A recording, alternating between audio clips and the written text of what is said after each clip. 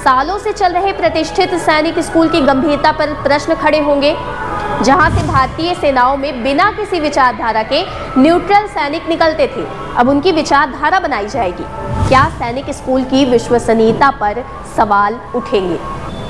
Report के मुताबिक वृंदावन में साध्वी ऋतंभरा का गर्ल्स स्कूल और हिमाचल प्रदेश के सोलन में राजलक्ष्मी संविद गुरुकुलम है। 40 ऐसे स्कूलों की सूची में शामिल है जिन्होंने सैनिक स्कूल सोसाइटी यानी SSS के साथ एक समझौता MOA पर दस्तखत किया है।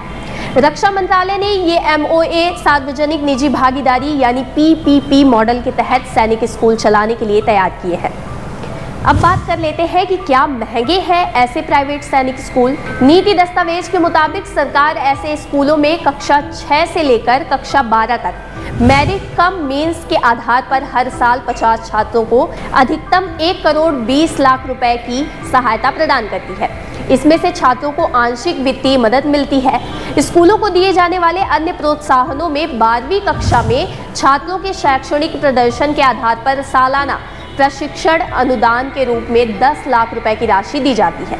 सरकारी समर्थन और प्रोत्साहन के बावजूद रिपोर्टर्स कलेक्टिव ने पाया कि वरिष्ठ माध्यमिक के लिए वार्षिक शुल्क मामूली 13,800 रुपए प्रतिवर्ष से लेकर 2,47,900 रुपए तक है, जो नए सैनिक स्कूलों के शुल्क में एक महत्वपूर्ण असमानता का संकेत देता है। यही कुछ और उदाहरणों पर बात कर लेते हैं।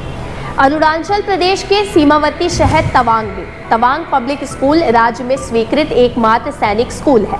इस स्कूल का स्वामित्व राज्य के मुख्यमंत्री पेमा खांडू के पास है। हितेंद्र त्रिपाठी पूर्व स्कूल संबंध समिति के अधिकारी सचिव, जो स्कूल के प्रिंसिपल के रूप में भी कार्य करते हैं, इन्होंने स्कूल समिति के अध्यक्ष के रूप में खांडू की भूमिका की पुष्टि की।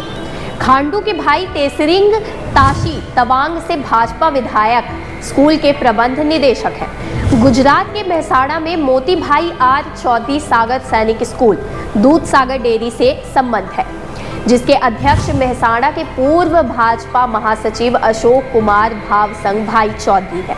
पिछले साल गृह मंत्री अमित शाह ने वर्चुअल तरीके से स्कूल का शिलान्यास किया था।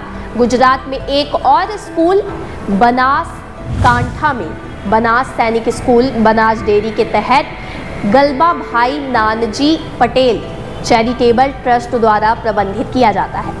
इस संगठन का नेतृत्व थराद से भाजपा विधायक और गुजरात विधानसभा के वर्तमान अध्यक्ष शंकर चौधरी कर रहे हैं। जांच में पाया गया कि नई PPP मॉडल से लाभान्वित होने वाले लोगों में कई भाजपा राजनेता भी शामिल हैं। इस लंबी सूची में अलग अलग राज्यों के बीजेपी नेता हैं। हरियाणा में रोहतक का बाबा मस्तनाथ आवासीय पब्लिक स्कूल अब एक सैनिक स्कूल है। पूर्व भाजपा सांसद महंत चांदनाथ ने इसकी स्थापना की थी और वर्तमान में इसका संचालन उनके उत्तराधिकारी महंत बालकनाथ योगी द्वारा किया जाता है, जो राजस्थान के तिजारा से वर्तमान भाजपा विधायक हैं।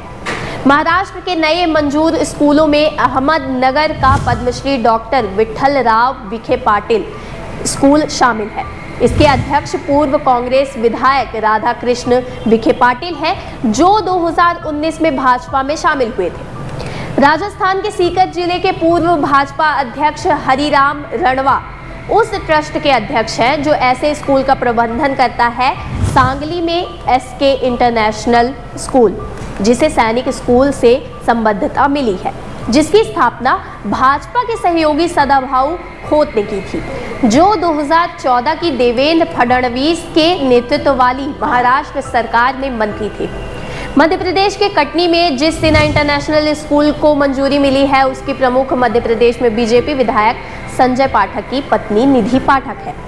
रिपोर्टर्स कलेक्टिव की रिपोर्ट बताती है कि अडानी ग्रुप के तहत एक फाउंडेशन द्वारा संचालित स्कूल को भी संबद्धता दी गई है। आंध्र प्रदेश के नेल्लोर जिले में अडानी वर्ल्ड स्कूल को भी संबंध है। स्कूल कृष्णापट्टनम बंदरगाह के पास मौजूद है, जो पूर्वी तट पर अडानी समूह द्वारा संचालित बंदरगाह है। स्कूल का स्वामित्व अडानी कम्युनिटी एम्पावरमेंट फाउंडेशन के पास है। फाउंडेशन के अध्यक्ष प्रीति अडानी है। रिपोर्ट कहती है कि नए नीतिगत बदलावों से विचारधारा वाले सैनिक स्कूल चिंता का विषय है। पूर्व लेफ्टिनेंट जनरल प्रकाश मेनन का कहना है कि यह स्पष्ट है कि यह सब कैच देम यंग, यानी उन्हें युवा अवस्था में जोड़ लो, की अवधारणा पर है। यह सशस्त्र बलों के लिए अच्छा नहीं है। ऐसे संगठनों को अनुबंध देने से सशस्त्र बलों के चरित्र और लोकाचार पर असर पड़ेगा। मेनन वर्तमान में तक्षशिला संस्थान में रणनीतिक अध्ययन कार्यक्रम के निदेशक हैं। आपको बताएं, इस सूची में सिर्फ भाजपा नेता ही शामिल नहीं है। निजी सैनिक स्कूलों को चलाने का अधिकार आरएसएस संस्थानों और उससे संबंधित कई हिंदू दक्षिणपंथी समूहों को भी दिया गया है। विद्या भारती अखिल भारतीय शिक्षा संस्थान आरएसएस की शैक्षिक शाखा है। ऐसी 7 संबद्धताएं भारत में पहले से मौजूद विद्या भारती स्कूलों को मिली। उनमें से बिहार में 3 और एक मध्य प्रदेश, पंजाब, केरल और दादरा और नगर हवेली में स्थित है। भाऊ साहब बुस्कुटे स्मृति लोक न्यास आरएसएस की सामाजिक सेवा शाखा राष्ट्रीय सेवा भारती से संबद्ध भी स्कूलों को चलाने वाले समूहों का हिस्सा है। होशंगाबाद में उनके स्कूल सरस्वती ग्रामोदय हायर सेकेंडरी स्कूल को मंजूरी मिली।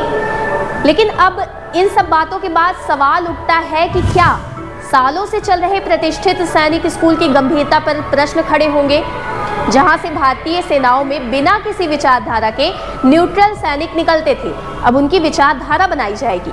क्या सैनिक स्कूल की विश्वसनीयता पर सवाल उठेंगे?